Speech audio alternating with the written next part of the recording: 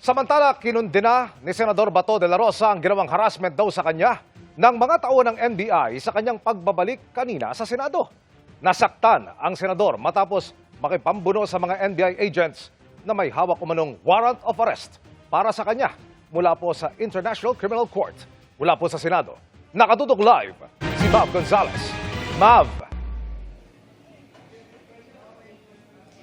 Emil, may benda sa dalawang daliri si Senador Bato de la Rosa pagpunta niya dito sa Senado kanina matapos ang halos kalahating taon ng pagiging absent. Ang kwento niya sa amin kanina ay hinarang daw siya ng mga taga-NBI at kinailangan niyang makipambuno sa mga ito para lang makapasok dito sa Senado.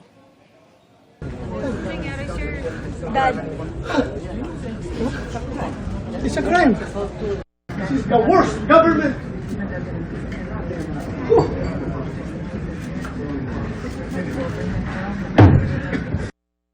Nanggagalaiti si Senador Bato de la Rosa nang pumasok sa plenaryo ng Senado kanina.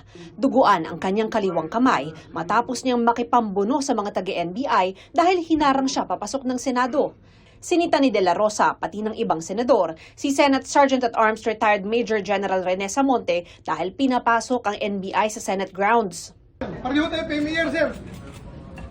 Bakit yung pinayagan niyang mga tao niyan makapasok dito?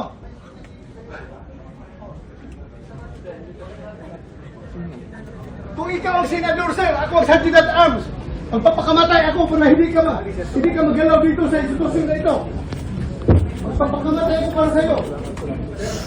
Ito ang unang beses pumasok ni De La Rosa sa Senado matapos mapabalitang may warrant of arrest umano laban sa kanya ang International Criminal Court o ICC noong Nobyembre.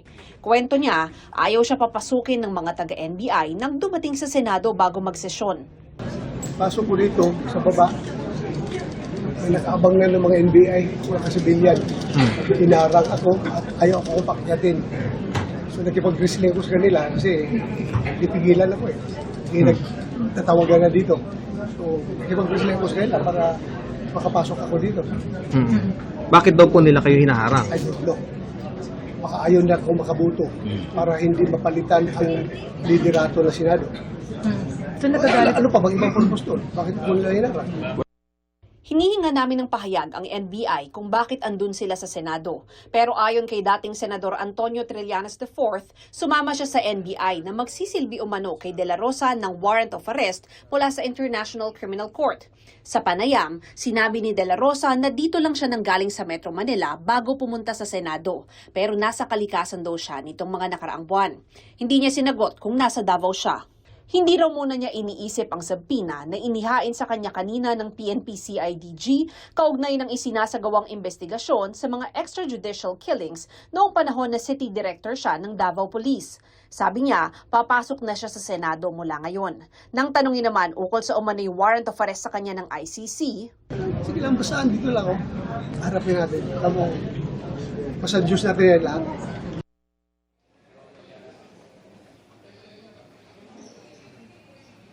Emil, sa ngayon nananatili sa Executive Lounge dito sa loob ng Senate Building si Senator Bato de la Rosa at doon sa labas mismo ng pinto ng Executive Lounge ay nandun pa rin yung mga NBI agents na supposedly nga ay magsisilbi sa kanya ng warrant of arrest galing sa ICC. Kanina tinanong natin si Senador de la Rosa kung mananatili ba siya dito o magka-camp out sa Senado. Ang sabi niya ay hindi niya sasabihin kanino man kung ano ang magiging plano niya. Pero inaabangan pa rin natin kung ano yung mangyayari sa sitwasyon. Ito, maraming tao ngayon dito dahil nga tinitingnan kung lalabas pa si Senador de la Rosa dun sa Executive Lounge at kung pupuntahan pa siya ulit ng NBI. Emil? Mav, kanina bago tayo sumayin papawid, mayroong nag-file ng motion para isailalim sa Senate Protective Custody si Senator Bato de la Rosa at maiwasan na siya'y maaresto. Ano update dito? Makakatulog na ba siya ng matiwasay ngayong gabi at dyan siya magpapahinga o paano ang magiging sistema at proseso rito, Mav? Napagbigyan na itong motion na ito actually, Emil. Kaya meron na talagang protective custody si Senador de la Rosa ayon kay Senate President Cayetano. Ang sabi niya ay yung proteksyon na ito ay alinsunod sa Senate rules pati na rin sa mga batas ng Pilipinas. Pero ngayon, yun nga ang sabi ni de la Rosa ay may option siya kung mananatili siya dito sa loob ng Senado, ng Senate building o kung lalabas siya. Pero ayaw niya raw i-broadcast kung ano ang kanyang gagawin para na rin sa kanyang proteksyon. Pero sa ngayon, Emil, ay naka-lockdown ang buong Senate grounds. Walang nakakapasok, walang nakakalabas. Kaya inaantabayanan pa rin natin kung ano ang susunod na pwedeng mangyari dito. Emil? Maraming salamat, Mav Gonzales.